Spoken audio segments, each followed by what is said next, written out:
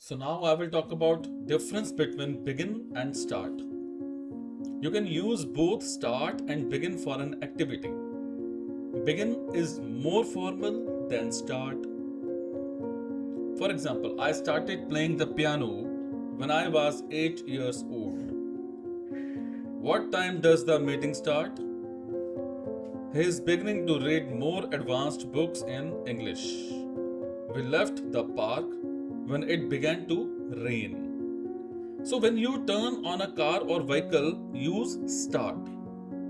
For example, I had to call a mechanic because my car wouldn't start.